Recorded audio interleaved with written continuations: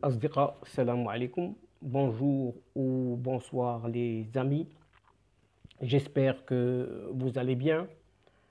Bienvenue sur votre chaîne Bled Magharibia qui attend comme toujours vos encouragements en la partageant autour de vous et auprès de vos connaissances.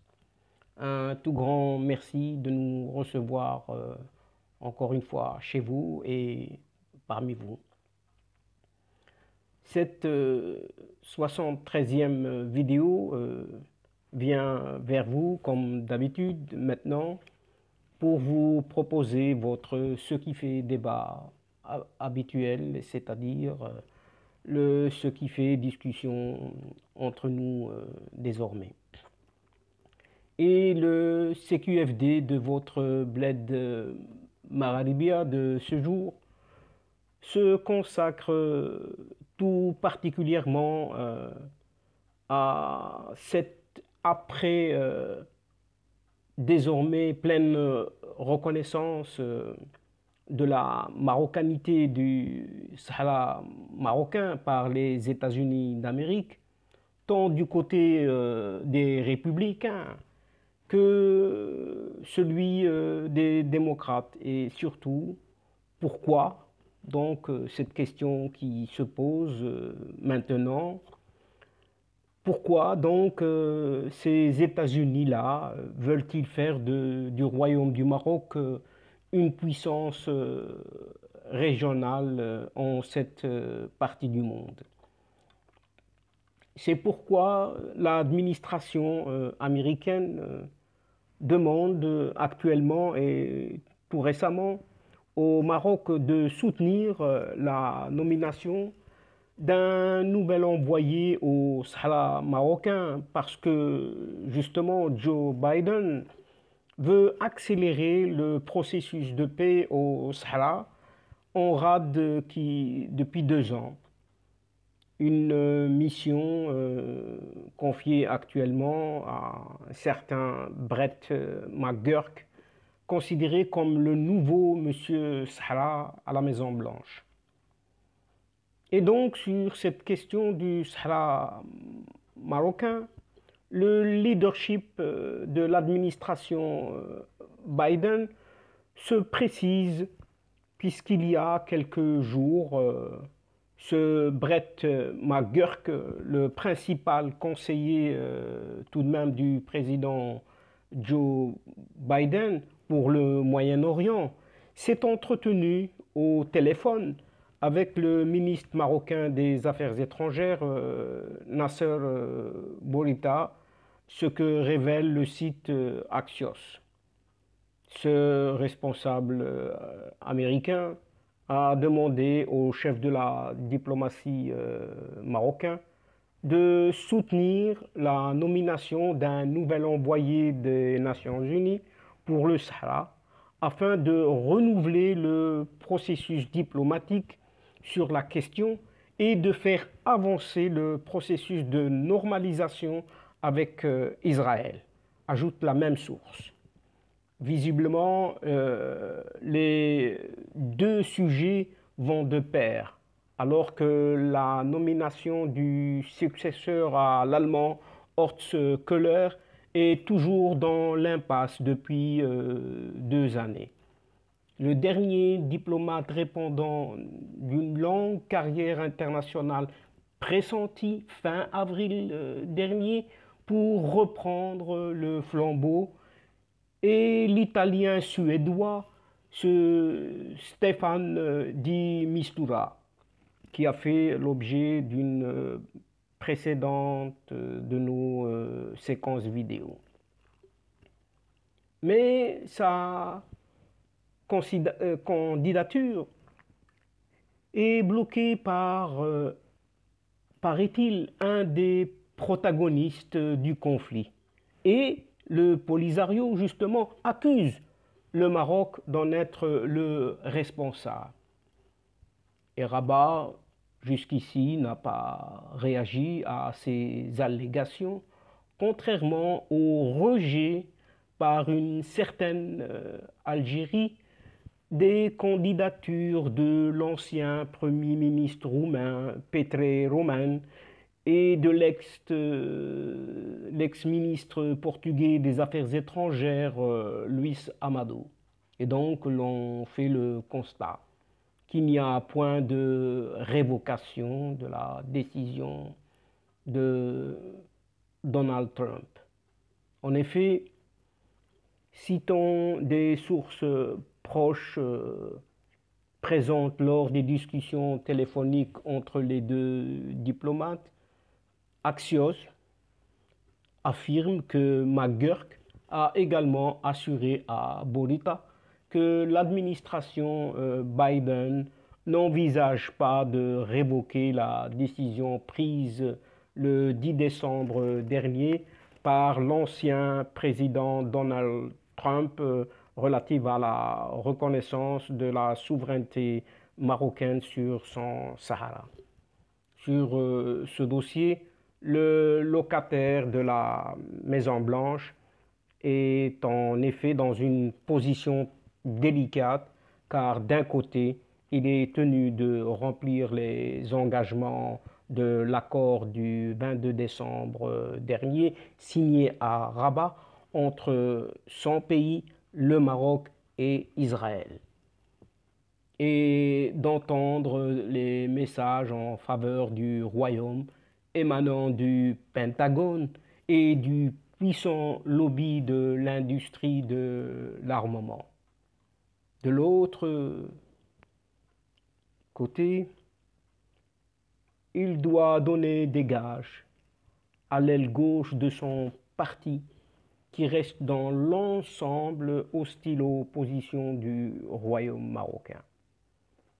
En témoigne le blocage de la vente de 4 drones aux phares, aux forces armées royales, donc un contrat conclu sous la présidence Trump et la nomination d'un nouvel envoyé au Sahara serait un signe de détente pour l'administration Biden.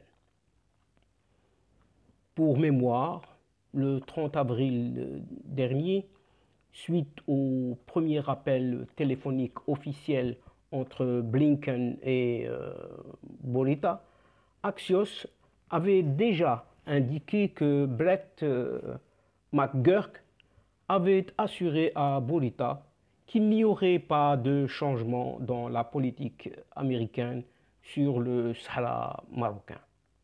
Et toujours dans ce cadre, Mohamed Belzraq, un notaire de profession à Rabat, nous apprend et nous fait comprendre à travers cette interrogation du pourquoi les États-Unis veulent-ils faire du Royaume du Maroc une puissance régionale dans cette partie du monde qu'est l'Afrique du Nord ou la Méditerranée. Et pour répondre à cette question, il nous suggère tout simplement de faire une toute petite rétrospective en revenant à l'année 2016, donc pas si lointain, date de découverte, paraît-il, par un scientifique britannique du mont Tropique au large du sud marocain. C'est certainement à partir de ce moment que s'est déclenchée une course contre la montre entre l'Europe principalement, à savoir l'Espagne, l'Allemagne et surtout les États-Unis. Faut-il rappeler ici, encore une fois, que ce mont regorge de minerais hautement stratégiques pour la fabrication de voitures électriques, de plaques solaires et de batteries en lithium. Et les Espagnols se sont empressés de rattacher ce mont à la zone maritime des îles Canaries et ont même commencé à négocier des accords préalables de prospection au profit de la Chine, de la Russie et de la France et même de l'Allemagne. Cela devait leur permettre de sceller leur mainmise sur le mont Tropique, bien qu'ils savaient pertinemment que le droit maritime international ne le leur permettrait pas. En Darija, on appelle cela l'harif. Mais c'était sans compter sur la réaction des Américains et des Anglais qui avaient aussi des intérêts certains par rapport à ce mont tropique et qui, à lui seul, peut faire balancer le leadership mondial de l'industrie automobile électrique d'un côté comme de l'autre. Et c'est apparemment à partir de cette date, donc 2016, que les Américains, suivis des Britanniques, ont décidé de s'allier aux Marocains pour déposséder l'Espagne de ce mont tropique et le faire revenir à sa mère patrie, le Maroc, en usant du droit international maritime, tout simplement. Et il y eut certainement, à ce moment précis, des accords maroco-américains sur la future collaboration bilatérale concernant la gestion et l'exploitation de ce mont. La stratégie des Américains était d'habiliter le Maroc à négocier avec les Européens sans subir de pressions économiques ou politiques, ou même autres. L'administration des États-Unis, des USA, devait donc changer les équilibres stratégiques de la région et permettre ainsi au Maroc de devenir une puissance régionale capable de refuser tout compromis en contradiction avec ses nouveaux intérêts stratégiques avec les Américains. En outre, cela lui permettrait aussi d'être un acteur influent au niveau continental, capable de jouer le rôle de locomotive africaine. Et ce qui permettrait aussi par la suite aux États-Unis d'investir plus facilement la zone Afrique grâce à son alliance avec le Maroc. Et pour ce faire, la première étape consistait à l'assister pour recouvrir ses droits légitimes sur ce mont tropique. Donc le Maroc allait donc déposer un projet de loi auprès de ses instances parlementaires pour faire valider ses frontières maritimes et après quoi le Maroc avait déclaré sa pleine souveraineté sur ses eaux territoriales maritimes comprenant le dit mont tropique. S'en suivaient également des manœuvres militaires conjointes maroco-américaines au large des Canaries. Et cela s'est passé tout récemment. Donc des manœuvres avaient pour but d'afficher l'appui américain au plan d'annexion du mont tropique aux eaux territoriales marocaines. La deuxième étape avait pour but de décharger le Maroc de son problème territorial qui avait toujours constitué à son encontre un moyen de pression politique utilisé surtout par les Européens. Commençait alors un travail d'assainissement du dossier du Sahara marocain auprès des pays de l'Afrique et du Moyen-Orient, qui sont pour la plupart des alliés des États-Unis. Et le Maroc créa un groupe d'États africains, certainement sous la pression américaine, qui allait le soutenir pour reprendre sa place au sein de l'Union africaine.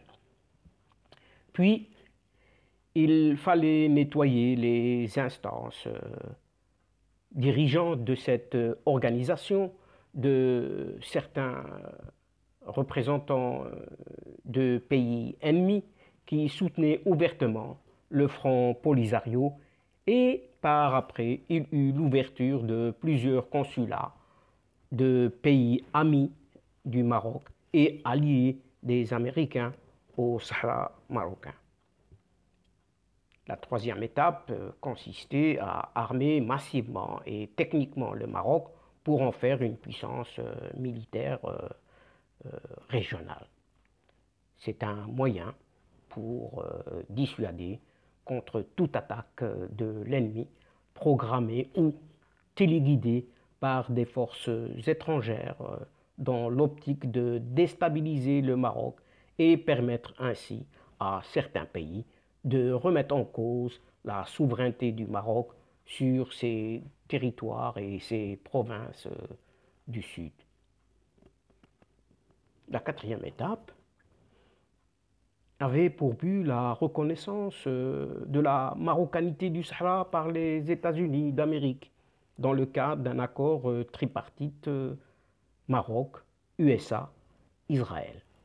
Mais les actions américaines ne se sont pas arrêtées là, car les démarches insidieuses des Espagnols pour permettre aux Russes, aux Chinois, aux Français et aux Allemands la prospection du mont Tropique n'allaient pas être digérées facilement par le pays de l'oncle Sam, à savoir les États-Unis d'Amérique. Car permettre à ces pays d'exploiter le mont Tropique au détriment des intérêts américains constituait clairement une guerre industrielle et commerciale décrétée contre les États-Unis d'Amérique. Les Américains étaient donc extrêmement contrariés par cette position hispano-allemande et allaient réagir rigoureusement. C'est la raison pour laquelle ils soutiennent clairement et officiellement aujourd'hui le Maroc contre l'Espagne et l'Allemagne, alors même que ces deux pays remuent ciel et terre pour l'agenouiller.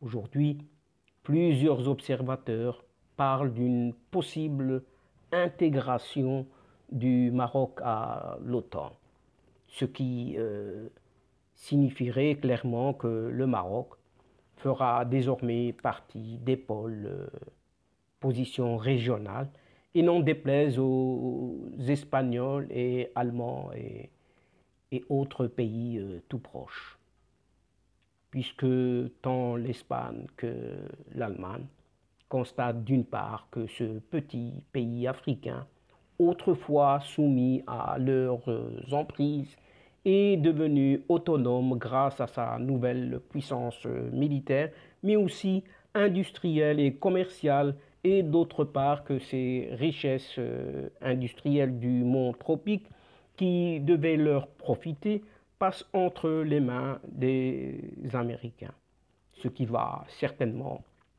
propulser l'industrie automobile américaine dans les quatre coins du monde, et ce qui est certain que le Maroc dispose aujourd'hui d'une opportunité unique dans son histoire contemporaine, ce qui lui permettra certainement de balancer vers le club fermé des pays émergents en attendant de se positionner, qui sait, dans le futur en tant que pays impérieux dans les prises de décisions de stratégies internationales. À savoir, ce n'est nullement utopique de croire à cet envol marocain. Il suffit de maintenir et développer cette ouverture d'esprit, cette capacité d'inclusion, des ethnies et religions différentes, son savoir-faire en matière de diplomatie et de stratégie internationale, et surtout cette capacité à relever les défis d'une bonne gouvernance et d'une citoyenneté plus ou moins élevée. Et Maître Lezrak pense que ce sont là des challenges que les Marocains sont capables de relever s'ils continuent à y croire et s'unir autour de la monarchie, mais aussi de savoir composer avec les systèmes internes de gestion et de gouvernance. À charge pour les Marocains de procéder aux changements nécessaires en toute douceur et sérénité, sans rechercher à se comparer éternellement à des modèles européens qui jouent plus sur la corde de la propagande audiovisuelle et autres que sur la réalité des actions politiques entreprises sur le terrain. Car il faut se détromper puisque l'Europe ne cesse d'apprendre et plus souvent qu'on ne le pense ce qu'elle ne fait pas.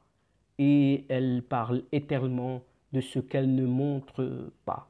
Et dès lors, ne serait-ce pas que du cinéma, peut-être à ciel ouvert. Et les dérives sécuritaires pendant les manifestations ou les violences policières à l'encontre de citoyens contestataires ne sont que de simples petits exemples des abus d'État allant à contresens des principes de ce qui est dit et affirmé démocratie et de droits civiques ou d'autres citoyennetés. En fait, il faut savoir que la démocratie européenne repose essentiellement sur sa richesse économique et les Européens eux-mêmes ne sauraient vivre dans leur quiétude actuelle s'ils n'avaient pas les moyens financiers pouvant permettre à leurs citoyens de vivre confortablement. Et cette aisance matérielle, c'est malheureusement l'Afrique elle-même qui la leur procure grâce à ces richesses inestimables que l'Europe exploite sans modération. Et si demain ce continent devait compter sur ses propres ressources, on pourrait éventuellement être sûr de voir chaque jour et en boucle des manifestations de gilets jaunes, oranges et noirs pousser comme des champignons partout dans les pays de ce continent, pour ne pas dire de ce vieux continent. Leur leader serait certainement décapité pour n'avoir pas su garantir la supériorité de cette, entre guillemets, race européenne dite occidentale au niveau mondial. Et il ne faut donc pas se leurrer. Ce ne sont pas les droits civiques qui garantissent autant la paix sociale, mais bien la richesse financière qui permet à chacun de pouvoir se nourrir, s'héberger et se soigner dans des conditions satisfaisantes. Les États européens disposent aujourd'hui de quoi satisfaire tous les besoins de leurs citoyens, pendant que les pays africains baignent dans l'endettement sans fin. C'est d'ailleurs la raison pour laquelle les sentiments n'ont aucune place dans les relations internationales et ne dit-on pas à juste titre qu'il n'y a que les intérêts qui comptent. Et notre notaire, Zrak, conclut, c'est dire en pensant toujours que le Maroc a décidé de passer à la vitesse supérieure, puisqu'il semblerait que les Marocains soient des fans de grandes sensations. Et il ose même espérer que cette passion puisse alimenter la soif marocaine du développement humain et économique pour la gloire du pays et de ses trois derniers monarques, parce que ce sont des rois que les citoyens marocains ont connus soit directement ou indirectement et qui ont servi le Maroc avec ardeur et enthousiasme. Et donc le peuple doit savoir aujourd'hui répondre aux souhaits de l'actuel monarque, de voir le royaume s'envoler vers un futur étincelant.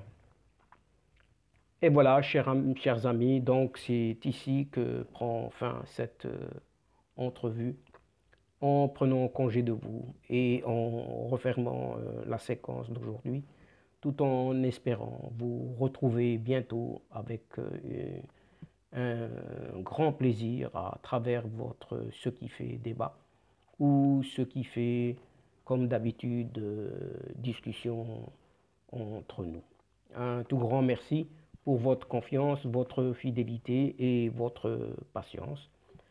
Mais surtout, ne nous oubliez pas de nous aider mutuellement et d'aider votre chaîne Bled Magharibiya en vous y abonnant en masse, de faire abonner vos connaissances et tous les gens autour de vous et surtout de partager les séquences vidéo de votre chaîne. Au revoir les amis. الأصدقاء السلام عليكم ورحمة الله تعالى وبركاته. À la prochaine fois et à bientôt. إلى اللقاء في حصة أخرى إن شاء الله. مع السلامة.